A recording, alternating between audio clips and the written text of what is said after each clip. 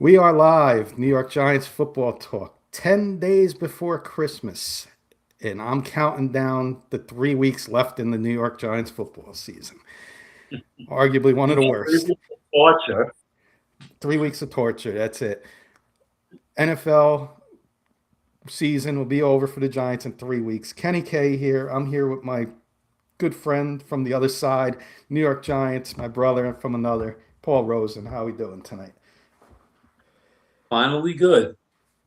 Good evening, Kenny. Good evening, everybody. A little late this thing, but hopefully you guys will all be out there talking about another bad Giants loss, but who's counting? Like Kenny said, 3 weeks until the season ends, thankfully. 3 weeks left in the season, and you know what? Balmy 22 degrees here right now in Maryland. Get your sunscreen out. Go to it was baby what 10,000 people at the game on Sunday, but Yeah. we're going to do a quick recap of the game, and we'll get into the show. We'll get people tuning in. They'll be coming in shortly, and do a quick recap. And we saw some positives, Paul. So I'll pass it to you for the recap, and then we'll get into some of the positives. Yeah, it was a first winter blast of snow and very cold weather in the New York, New Jersey area. And perfect way to have a Giants Commanders game, both teams going nowhere with long losing streaks. And of course, some team had to win, and it wasn't our New York Football Giants. They got off to a slow start, down 13-0. At half, it was 22-7. But listen, you got to give them some credit. They fought back.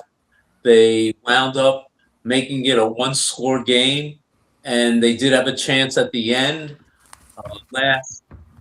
Last minute incomplete pass on fourth down, and the Giants wound up losing 29-21. And listen, as we keep saying, good teams find ways to win, bad teams find ways to lose. The Giants, we keep it real, are a bad team. I'm going to start it with this one, Paul, as on some of the positives we saw. The Giants defense as a whole only allowed 2 touchdowns in this game. A couple field goals, the special teams disaster again.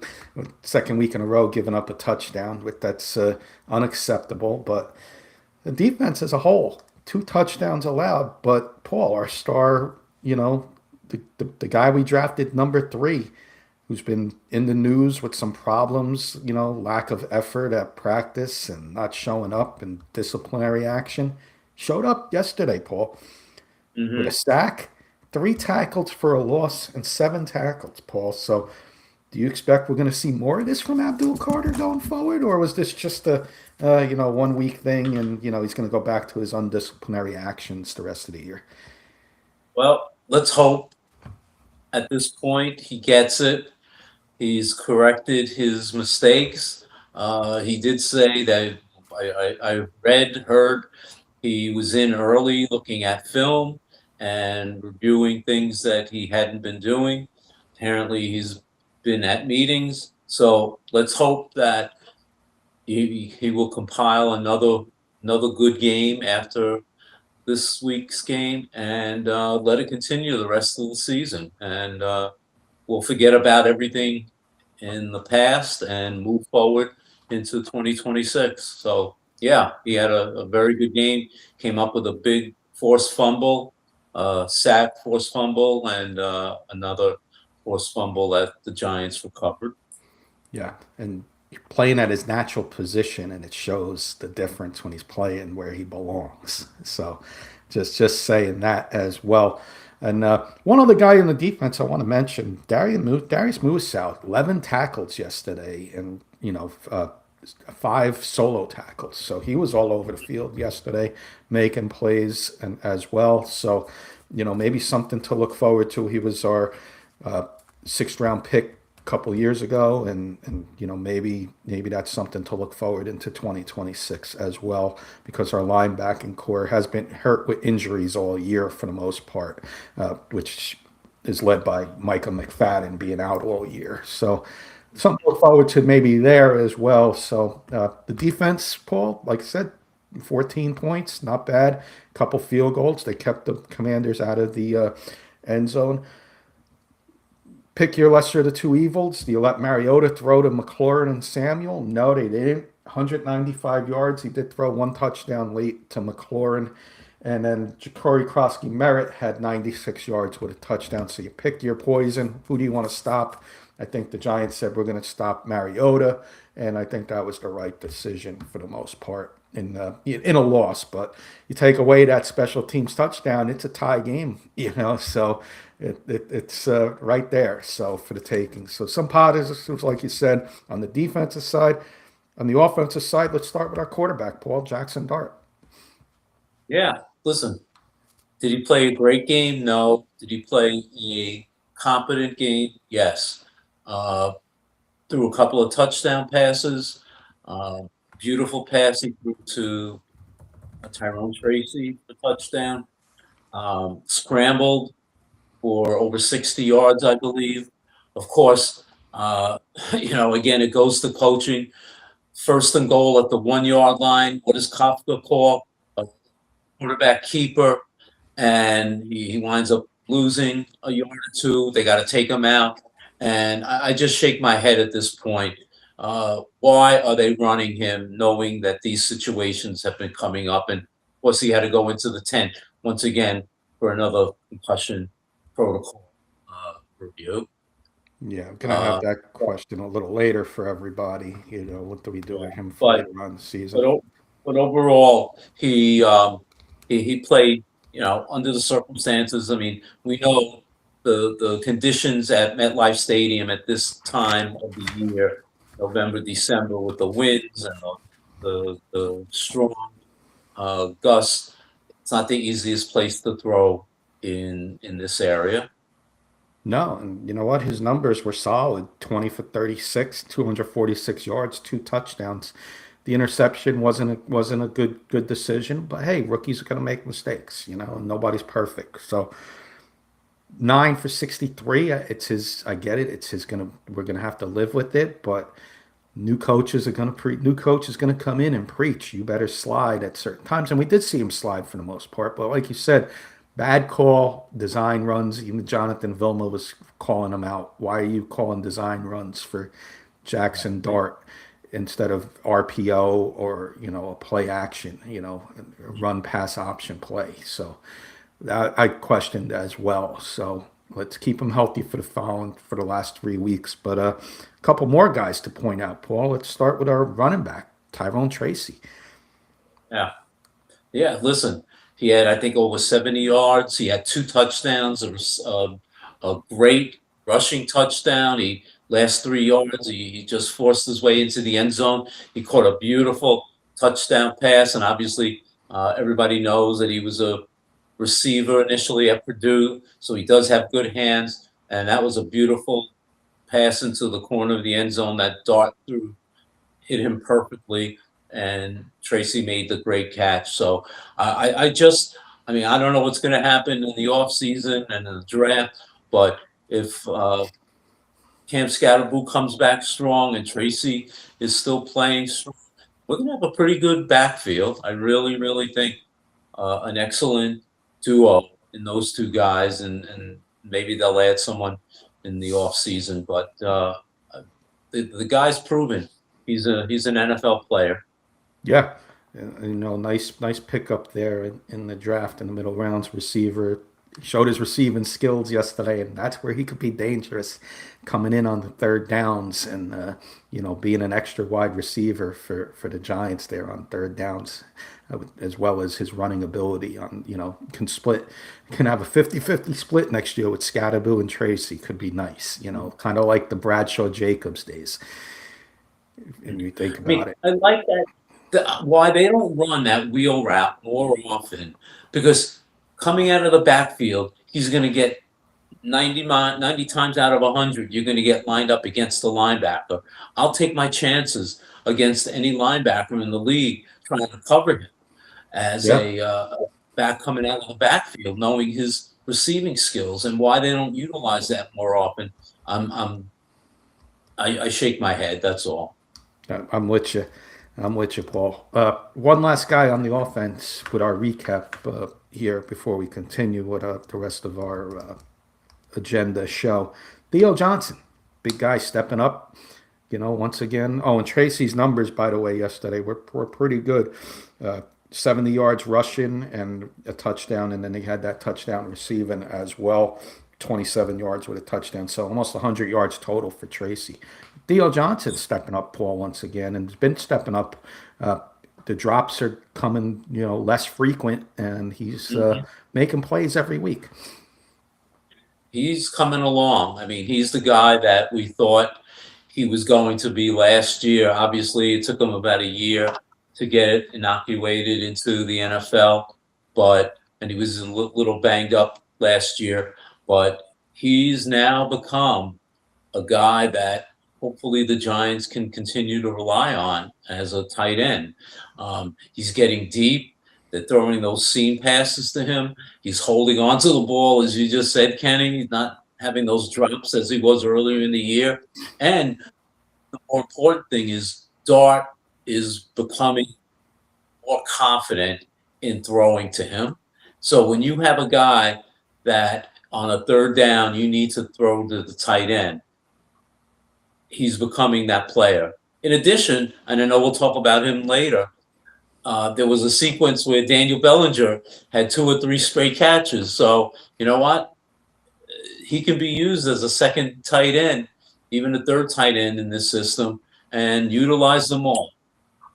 Absolutely. And Theo Johnson, 3 big catches for 72 yards. That's over 20 yards of reception. So he's becoming, a big move the chains guy on longer pass routes. So love seeing that. And hats off to our good friend Mark Calderio for calling out Theo Johnson as a sleeper pick and that when they picked him up in the 4th round. So he is definitely looking like he's going to be a mainstay and our starting tight end going forward. So it's nice with your rookie quarterback, your young running back. They all playing together from their start of their careers. Could be big things hopefully in the Giants' future for sure. Anything else on the recap, Paul, for the Giants and Commanders game? The only thing I wanted to say is at least they were competitive. They stayed, especially after the second half. They were down 22-7. They could have folded the tents and said, "Oh, screw this. It's cold. It's there's nobody in the stands," and not be competitive. So I have to give them credit that they came back. They fought 60 minutes and could have possibly, as we said, tied the game. The only other thing I will say is, again, Kafka, I feel cut everybody at the end of the season. It only proves the third play of the game. Commanders have a third down short pass to Terry McLaurin. Very close. First down. Third play of the game. Why are you challenging it? I'm sorry. I know. Not even midfield, and you're throwing a flag to challenge the call. They lose a timeout. There's no more challenges.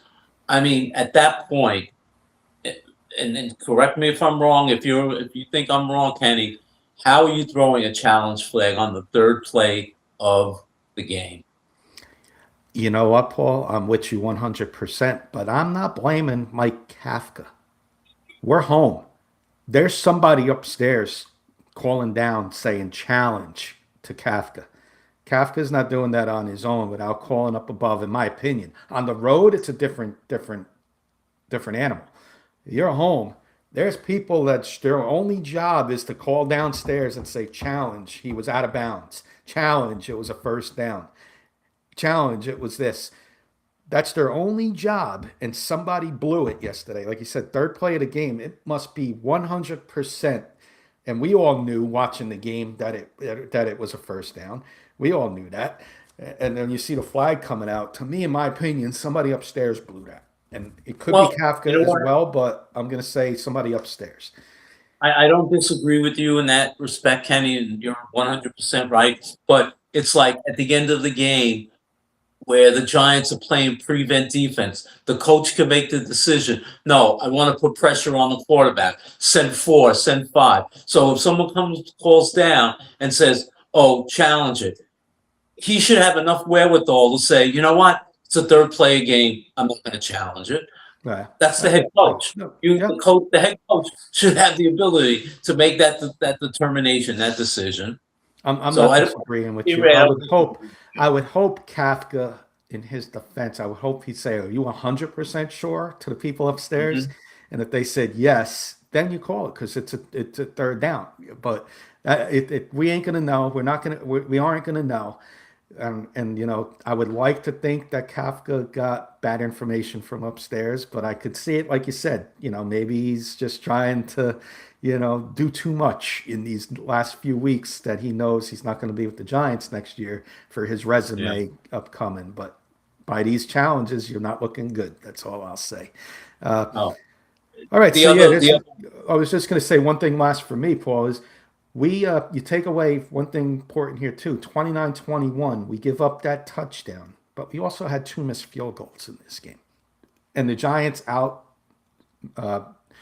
had more passing yards and 1 yard more rushing than the Commanders. So the game was there for the taking, but Mhm. bad teams find ways to lose, and added to that thousand ways to lose, as we've been saying it all year. That's been our motto on our football show here. Thousand ways to lose for the Giants. Chalk another one up. They Well, found a way. to add to that, Kafka's questionable decision making. Right before one of the missed field goals, it was a 4th and 6, and they attempted. They, instead of going for the first down, I think they were what, like the 30, 33, 34 yard line. They wind up going and trying to kick the field goal. Like you said, Koo misses the field goal, and Cuckoo, they wind cuckoo. up. True, as you said, right? That was cute. And they wind up missing the field goal. At this point, 4th and 6, you're not going anywhere.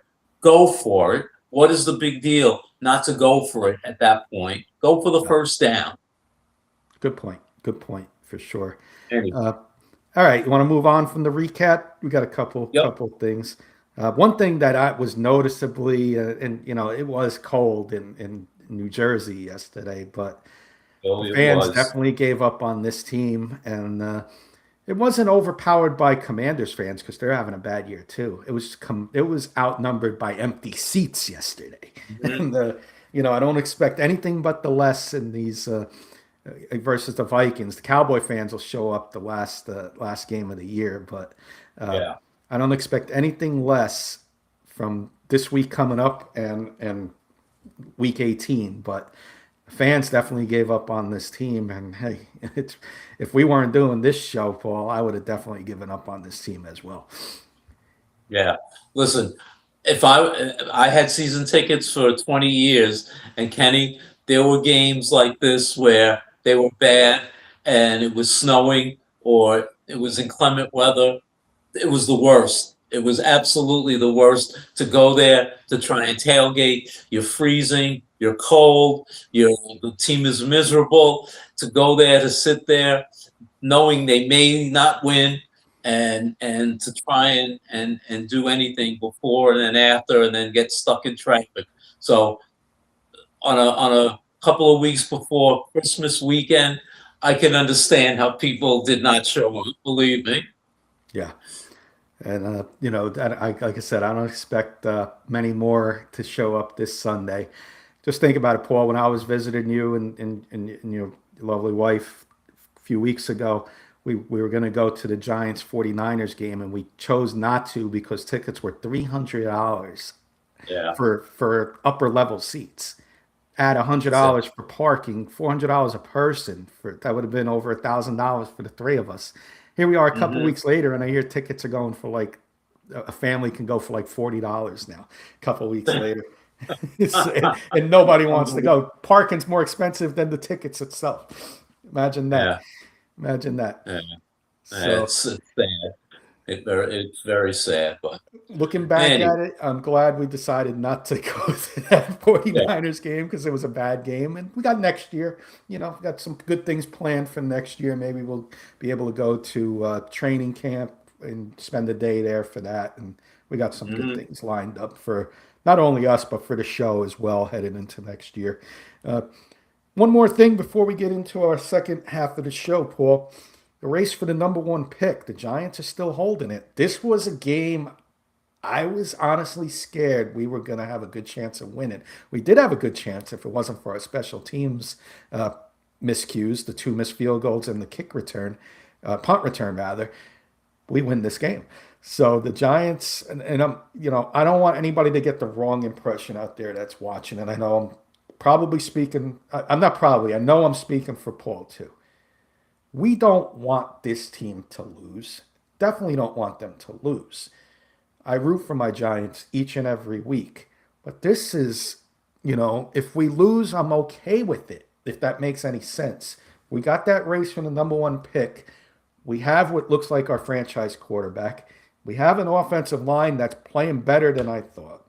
A wide receiver that's coming back from his injury next year.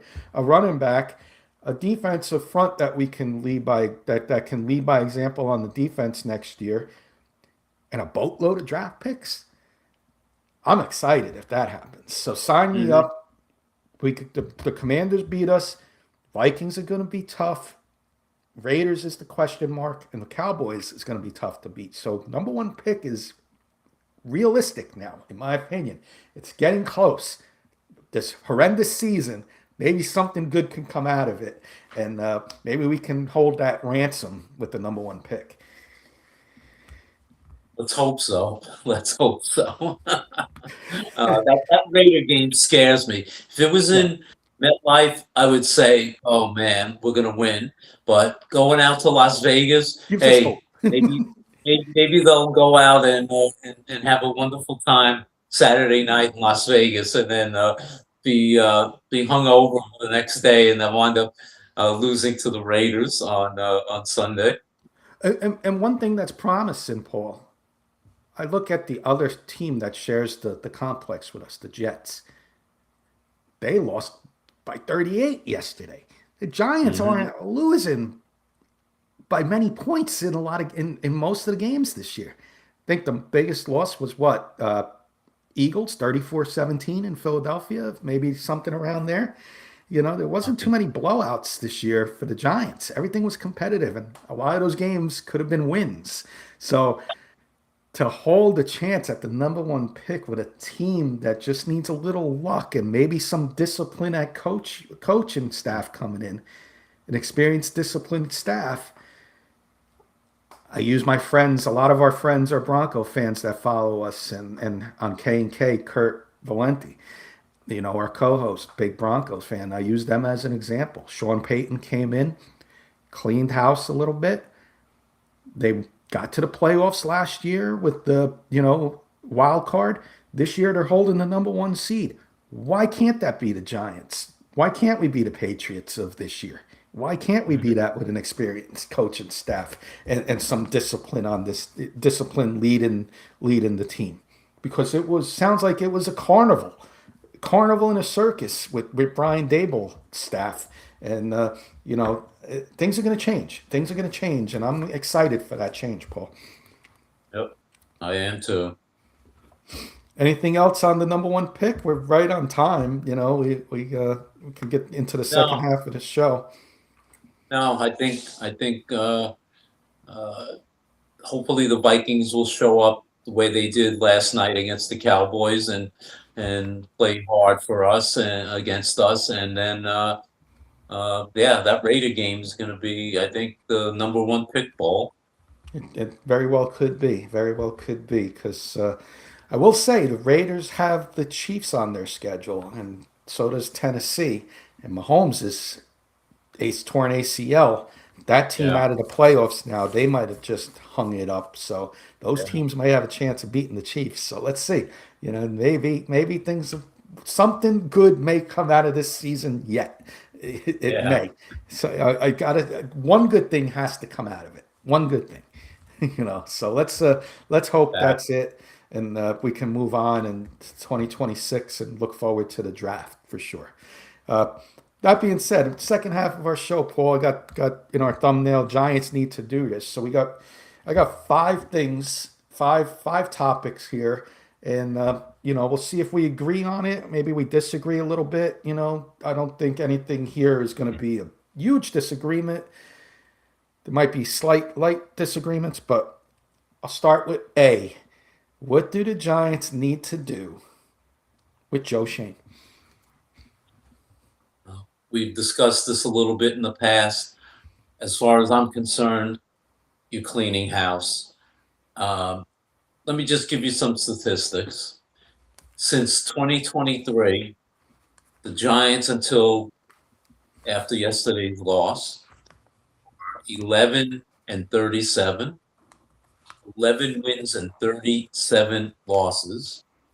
They're 5-17 and 1 against the NFC East.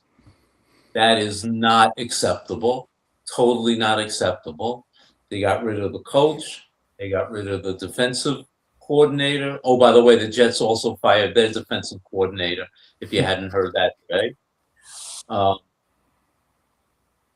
Joe Shane shares responsibility for not having, in my opinion, sufficient talent, being able to evaluate the talent, too many misses on high picks. I'll give them credit. They've come up with some sleepers, the Tracy's, the um, Musals, couple other picks, but you can't miss on your number one picks, especially when you're trading up like Deontay Banks, Evan Neal, trading up to get Jalen Hyatt, who's been one of the biggest busts in Giant history. So from that, I think you got to clean house and start anew. And I'm not sure if you bring in the coach and then the general manager, but in my opinion, you got to clean house and start fresh. I'm leaning that way too, and I'm gonna say I'm about 80% on fire in Joe Shane. The only thing that's keeping me going, Paul, is Carter. Yeah, he's had a bad season, but still going to give Joe Shane credit for drafting Jackson Dart. He could have told Brian Dable, no, I'm not going that route. I'm not going to trade up for him. If he's there in the second round, we'll get him. But he traded up for him. He got Jackson Dart. He found Tyrone Tracy. He found Theo Johnson, Micah McFadden. The Cam Scadaboos, that's what may keep his job if John Mara looks at it and says, he did draft a good class in 2024 or 2025. He drafted a good class this year. If we have the number one pick, we're going to have a lot of picks. I'm going to trust that he's going to have another good draft. Do I agree with that? No, I want Shane out now too, because I'm watching like the biggest one for me, and I've been holding back on it because of his drafts, is the special teams. 2 weeks in a row now, we've given up touchdowns. We've missed field goals. Yes, last week was a disaster. It was like a golfer just hitting the grass and missing a ball. How do you miss, how do you miss the ball? And then he comes back this week and misses two more field goals. I will say this, whoever the GM is next year, Joe Shane or somebody else, You better use a sixth or seventh round pick on a college kicker that is, going to be a top kicker coming out of the draft. You better use it. And I don't care. A lot of teams don't use picks on kickers. They go to free agent route. The Giants better Yeah. use one on a kicker because we lost a lot of games because of our field goal kicking this year. The Judd McAtimmys, the Graham Gano's not suiting up because he pulled up lame pregame. The Young Wei Koo's.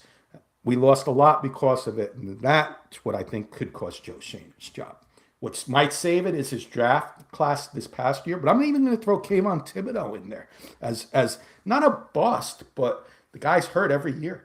Every year he's been in, Get he into hasn't him played a a 17 little game. bit. Yeah, he hasn't played a 17 game season, and here comes Carter taking over. But you know, there's definitely goods there from Joe Shane, but the bads definitely take over the goods. And if I'm putting the two together, more bad than good. Joe's out the door end of the season. And whatever GM comes in, if I'm interviewing, and I'll say this, if I'm interviewing for the job and you're interviewing me, Paul, and you say, who do you want as your quarterback this year? And I'm going to say, I don't want Jackson Dart. Okay, thank you for the interview. Out the door. You don't. If a GM doesn't want Jackson Dart, now say, I want to roll with Jackson Dart, but if it doesn't work and he doesn't improve himself and he keeps getting hurt, I'm going to look for a quarterback in the future. I'll accept that answer if I'm interviewing for a GM job, if I'm interviewing the person for a GM job. But I won't accept, I want a new quarterback. So if you're bringing in a new GM, they're going to be Team Jackson Dart and head coaches as well and roll with it in 2026. You can't just, I'm hearing this nonsense. Oh, the Giants should draft Fernando Mendoza. I think he's got a chance to be a really good quarterback, but we got a chance to have our really good franchise quarterback as well. Okay. Yeah. So anyway, that was on Joe Shane. Paul, anything else with that? No, Okay. at this B, point, my anyway. second one. 3 games left. What should the Giants do with Jackson Dart the remainder of the season? Sit him the rest of the year? Sit him part of the year? Or continue to play him? Another injury scare yesterday because of our head coach, interim head coach, the 1 yard line calling a direct run. And Jackson Dart gets hit awkwardly, and I thought he hurt his neck. I thought he was out. I didn't think it was a concussion, but the way his neck went, I was like, he's got a Daniel Jones neck injury, I was saying to myself. He Yeah. went to the tent, he came out, and he came right back in and played. I'm starting to get nervous with Jackson Dart, Paul. I'd like to see him develop these last couple of games, but I'm starting to get nervous. We just saw Patrick Mahomes go down yesterday with a torn ACL. He's gonna be out most of next year, if not all of next year. Do we want that with Jackson Dart? I say sit him starting this week. I say what I think the Giants are going to do, and then I'll get your response. I think they're going to play him this week, and then maybe sit him for the Raiders game because that number 1 pick is looking more realistic. All right. When he got injured and he had the concussion and he was out those 2 games, my feeling was, you know what? You've seen enough of him. Don't play him the rest of the way. But then the more I thought about it, I said, you know what are you going to get out of it? He's got to see NFL games right as the quarterback. So I'm glad they put him back in there. And my mind has changed about that. I want him playing. I want him playing the last 3 games of the year.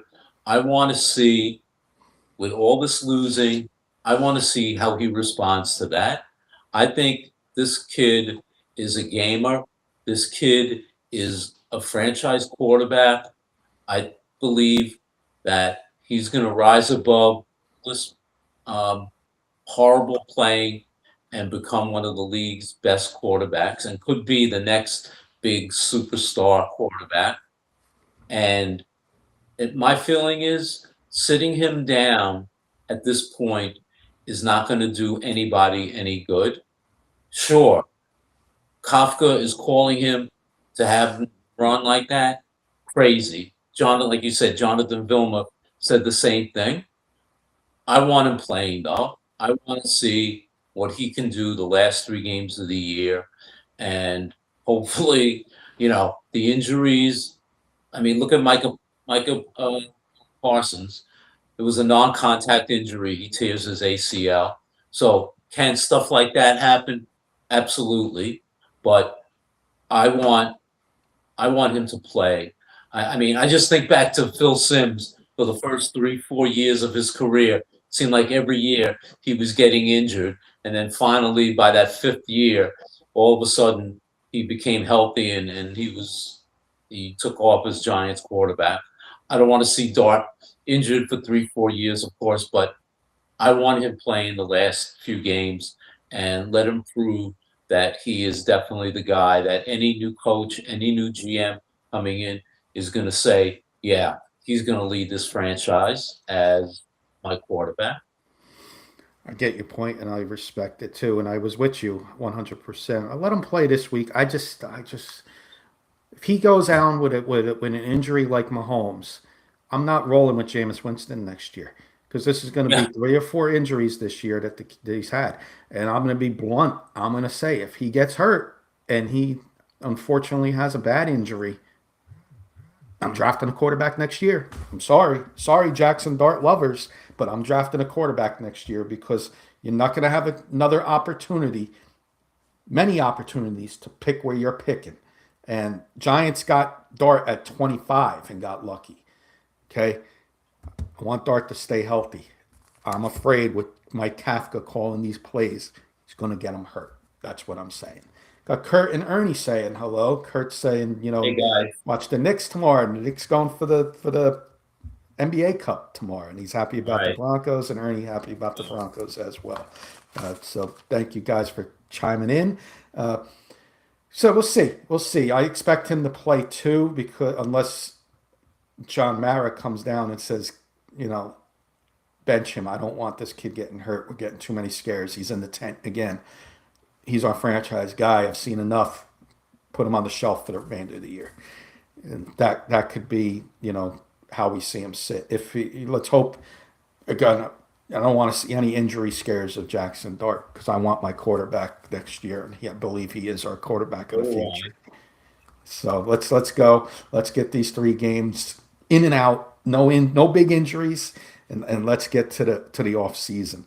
Got a couple more for you, Paul. We're going to do some key free agents for the Giants. You tell me what the Giants need to do here. The first one, Wandale Robinson, Paul. He's got 78 catches, 882 yards, 4 touchdowns.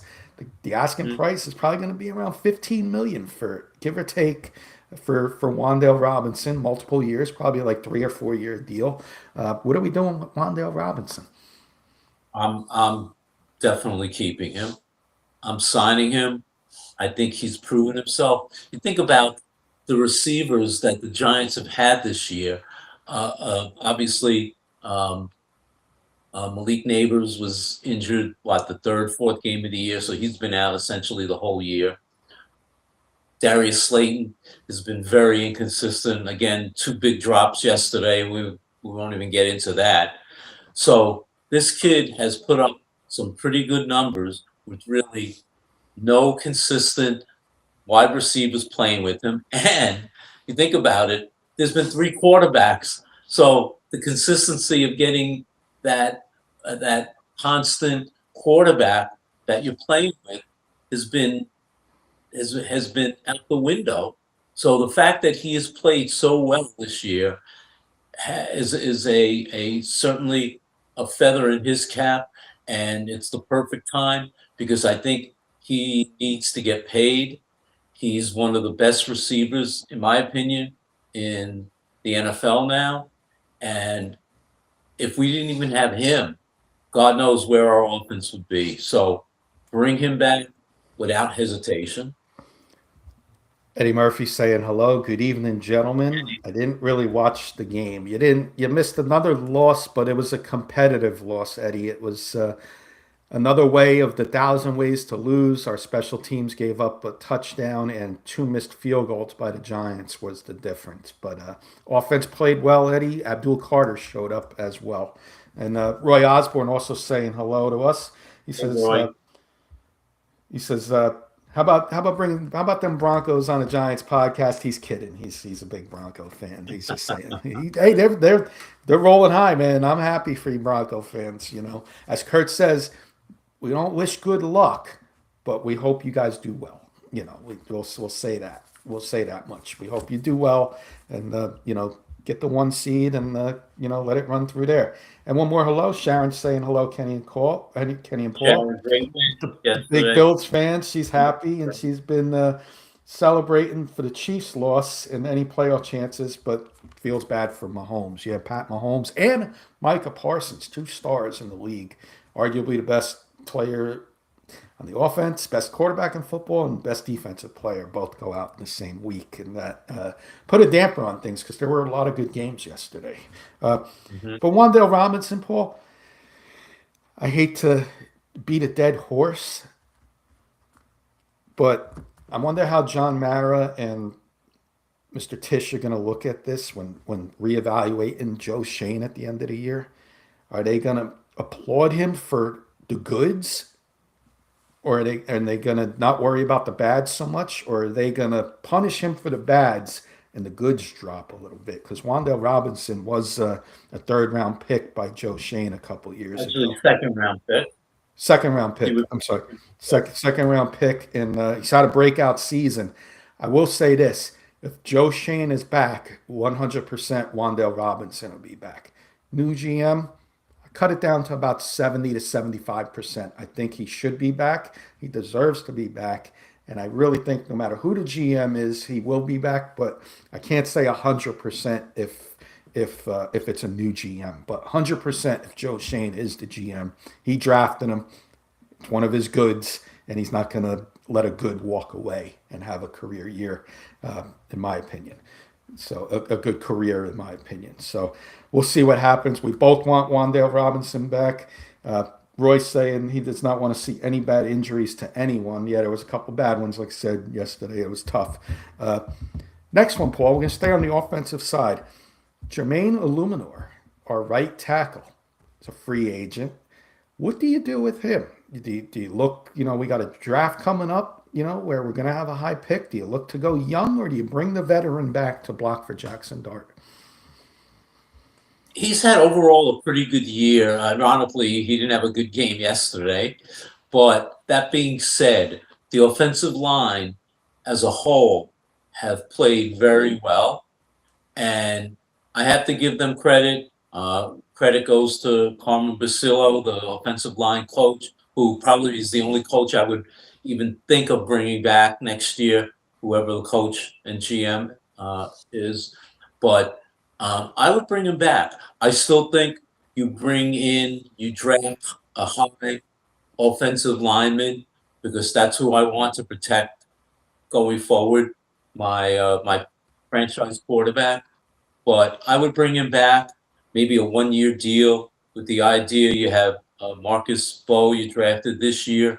You bring in another offensive lineman, a high pick next year, and then maybe you start building a young offensive line. But bring him back, let him play on a 1 year deal. Hopefully he'll accept that and then move forward with some of the younger players that they may have. I like that. I like your thoughts there. And once again, this draft's going to be very important. See how many picks we have. Uh, Maybe you get another young guy, in the late first round, second or third round.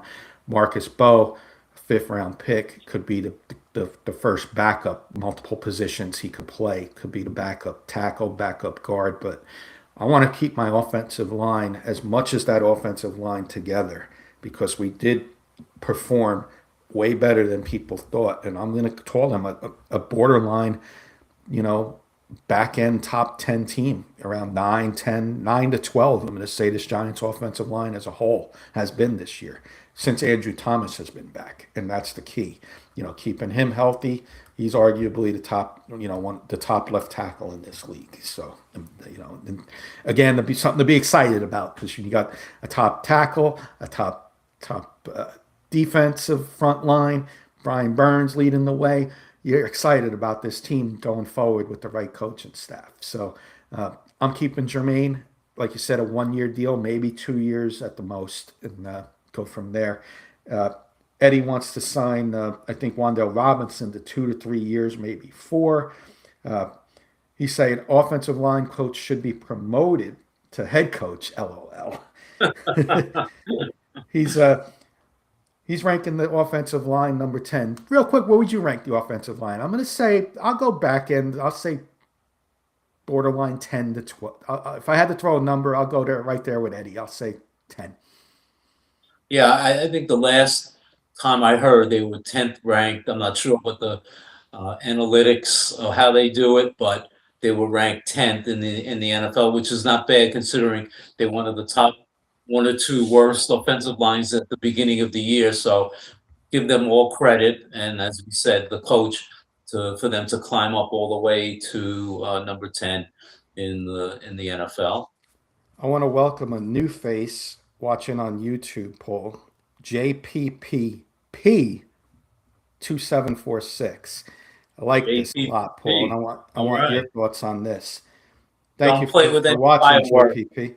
Love JPPP. Thank you for watching. He says extend, he or she, but I'm sorry, I don't, please forgive me if you are female. Extend the Luminor, and if we can draft a better tackle, move Jermaine into guard to replace Greg Van Roten. What are your thoughts on that? Listen, I'm open to anything that will improve and help keep my franchise quarterback standing straight up. So anything that's going to improve the offensive line, I'm willing to do. There's two good ones at Utah. The Fano is really good, and the other one is also I forget his name off the top of my head. I don't have the draft the first round draft candidates in front of me, but their other tackle is really good as well. He's projected first round, and Francis Managua out of Miami is also going to probably be a first round pick near the top 15.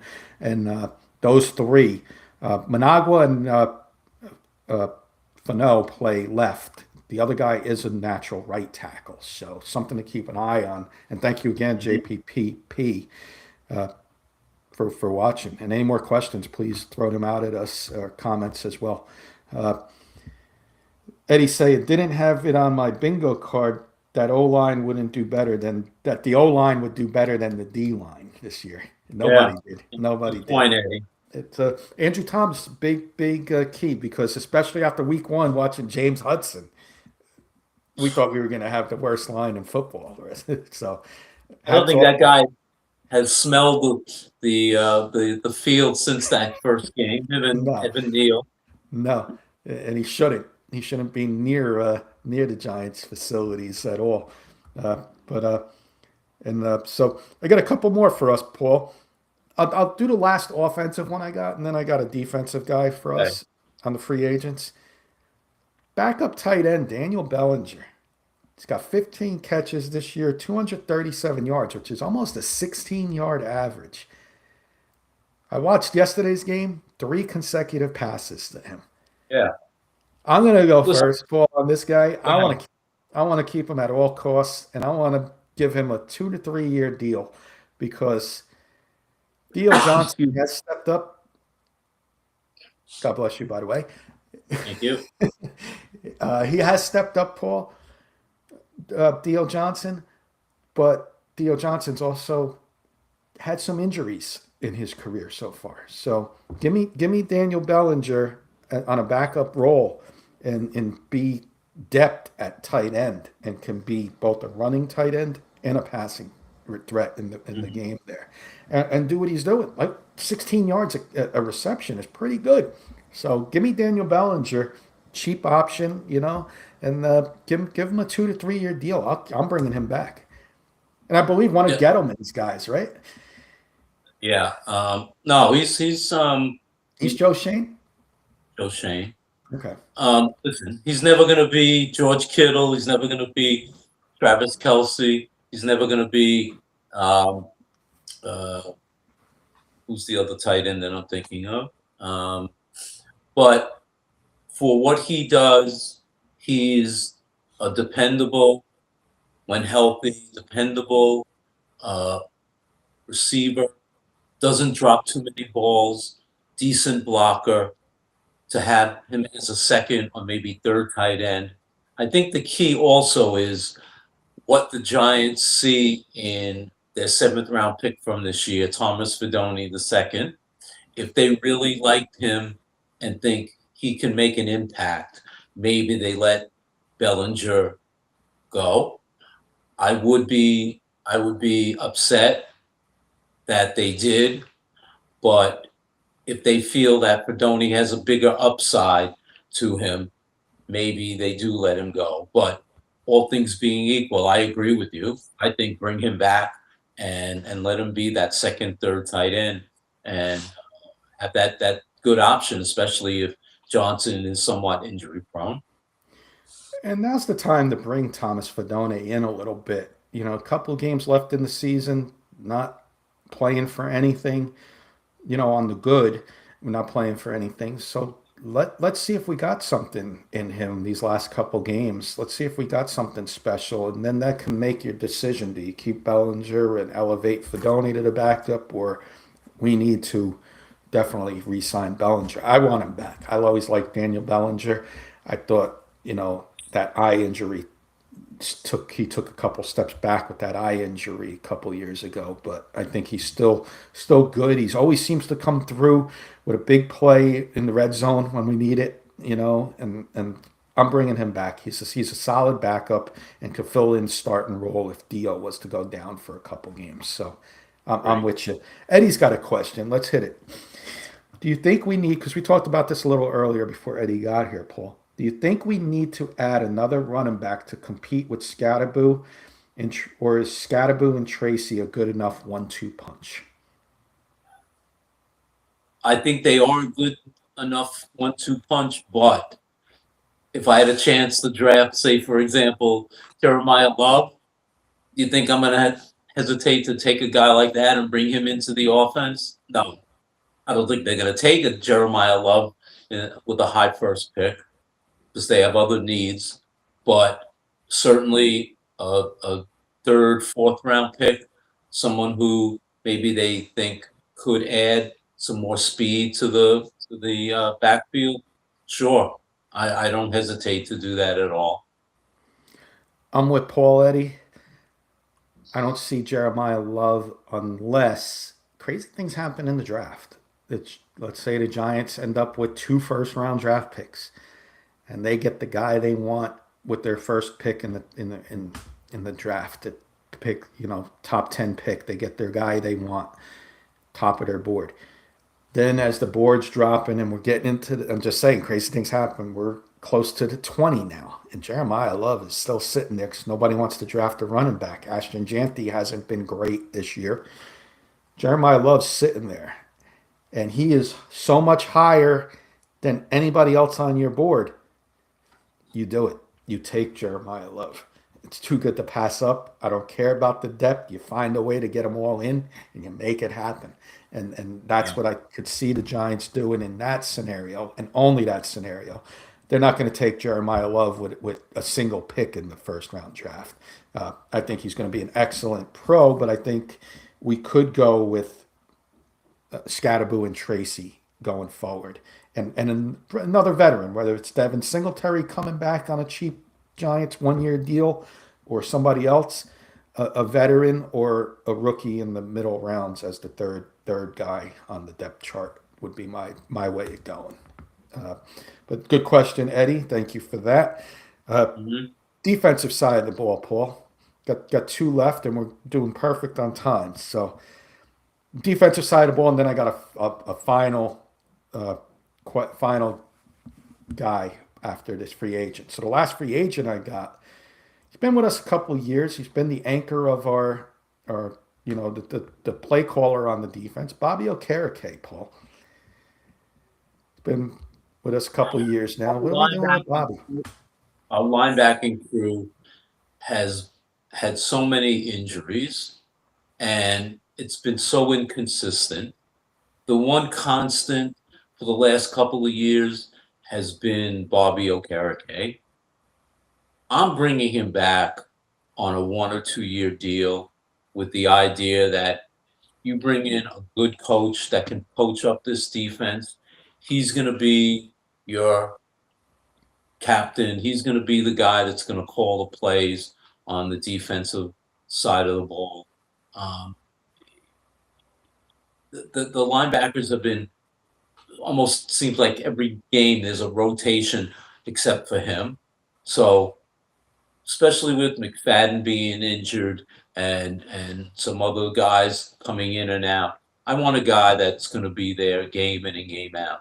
So I'm bringing him back without hesitation. I'm bringing him back as well, believe it or not. I'm going to agree with you. And I agree with you because Okereke was great with Wink Martindale. And Mm-hmm. Wink Martindale leaves.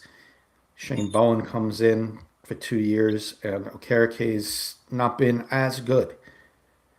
Bring in a different coordinator, and I think Bobby Okereke is going to benefit from that. And Bobby Okereke, when he's good, he's all pro level.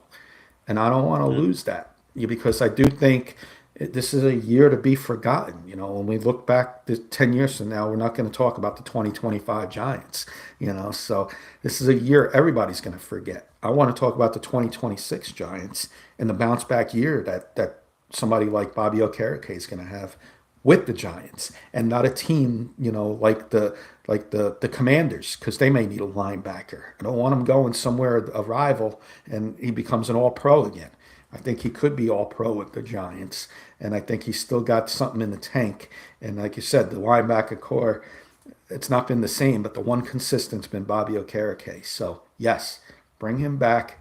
Again, this is probably, in my opinion, Paul, one of the Joe Shane moves if Joe Shane is here. And right now he's here. Joe Shane's here. I think Bobby Okereke comes back. New GM, I don't know. Maybe they got their eyes on somebody else.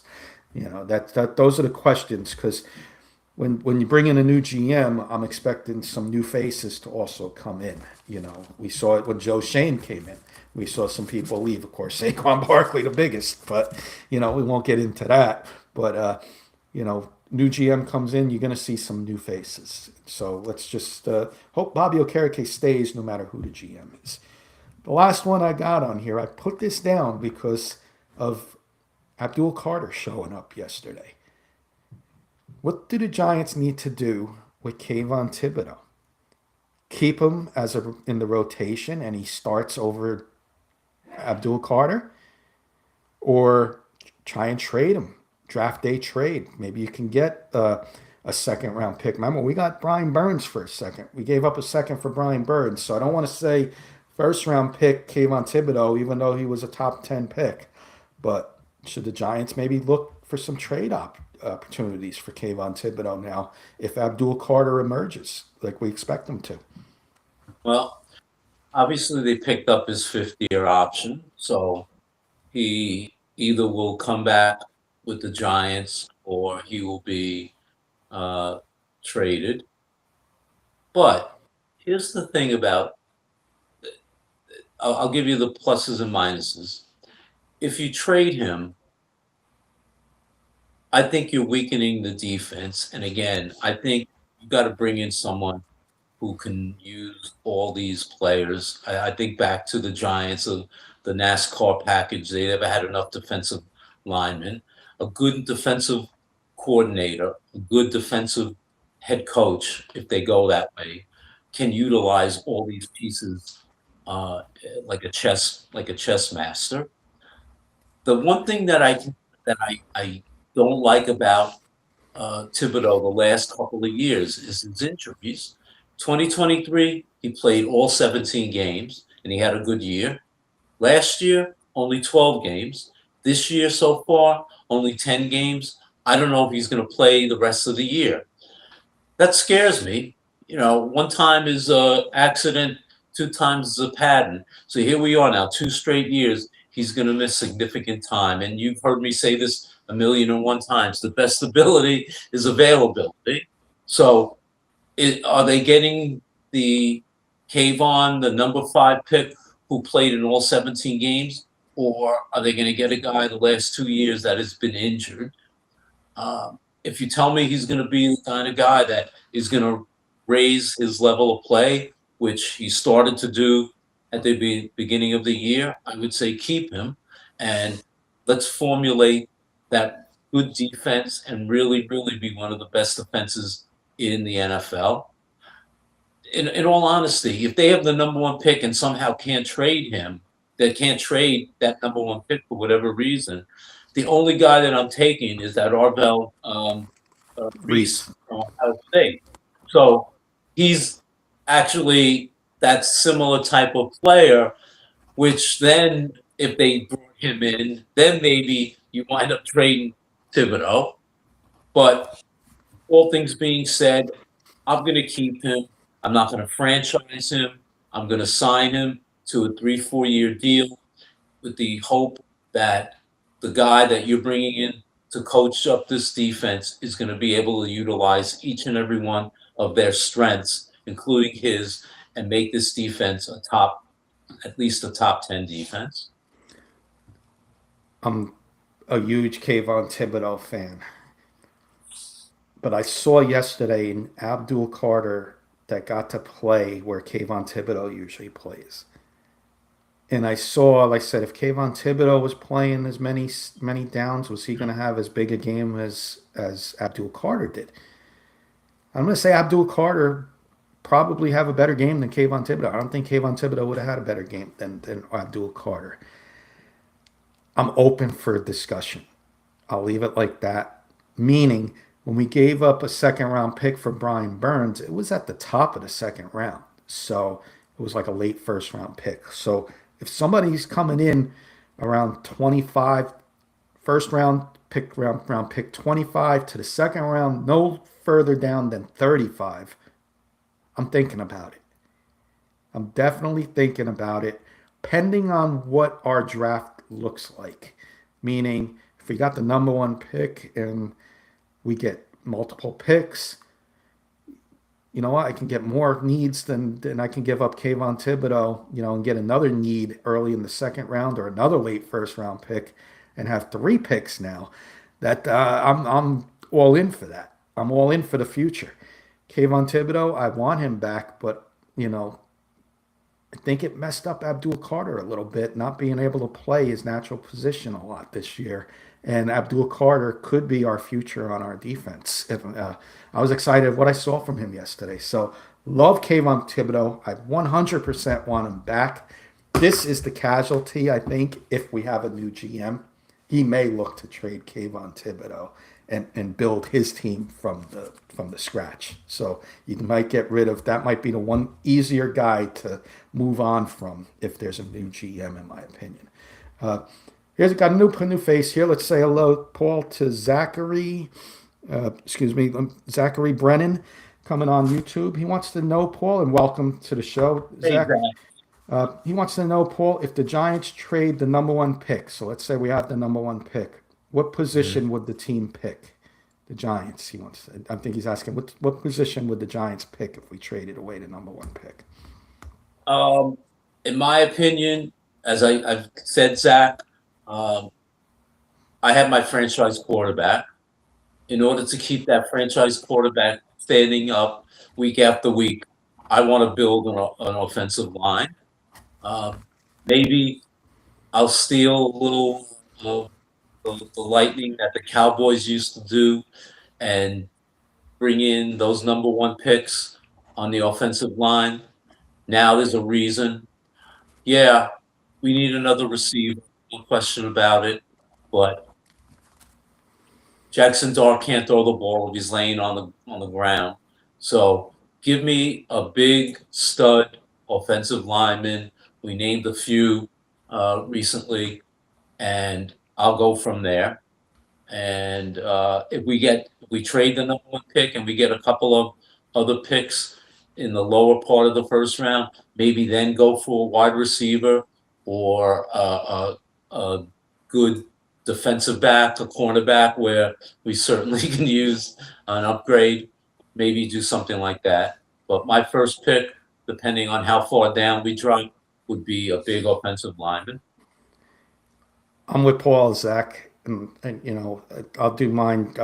Just to be a little different, I will say if it's a top 5 pick, Zach, I'm going to go with one of the Utah offensive linemen. I'm a big Miami Hurricane fan. I would not mind Francis Managua also, but top 5 pick, I'm going with one of the Utah kids. The one left tackle is projected top 10. The other one is projected just outside the top 10. But people move up, and I could see this other Utah kid moving up in this draft because he's a right tackle and he's going to be the natural fit. You're not going to move Andrew Thomas. If you're going to move anybody, like JPP said, move Illuminor, sign Illuminor, and move him to right guard. This other kid from Utah comes in and takes over at right tackle, and there's your top 5 pick. If it's a top 10 pick outside the top 5, I could see them going wide receiver. And if the linemen are off the board that they like, I could see them going wide receiver. Malik Neighbors is coming off an ACL injury. We don't know how he's going to be at the start of the season. Wan'Dale Robinson's a free agent. We don't know what they're doing with Wan'Dale Robinson. I think you need to bring in another wide receiver somewhere early in this draft. And if the board ain't going the way you're going and you're picking now top 10 because you traded back, you go with the wide receiver and then get a lineman later in the first round or second round. So that would be the way I would go. But if it's top 5, I'm with Paul, Zach, offensive lineman for sure. Thanks for the question and welcome to the show. Thanks. Welcome, Zach. Paul, anything else? I think those were our what the Giants need to do list. Can't think of anything else right now off the top of my head, we were on the same page with most of the stuff the Giants need to do. So that being said, let's hope some of these things do happen, because if we're on the same page, then maybe the higher ups are on the same page too as us. So let's hope, fingers crossed. 3 games left.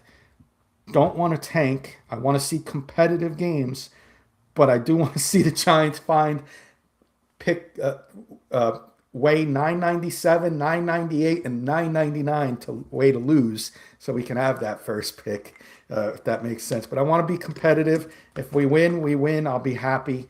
If we lose, I'll be okay, because I know this team's going to be in good hands next year with a new coaching staff. So either way, I'm going to be okay these last 3 games, Paul.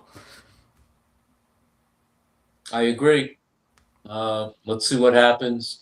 It's been a long season, but hey, let's not screw it up and somehow come away with a win when we could perhaps get the first pick, and that could springboard us to a draft, a trade with many more picks, and hopefully that will lead us to a good season next year.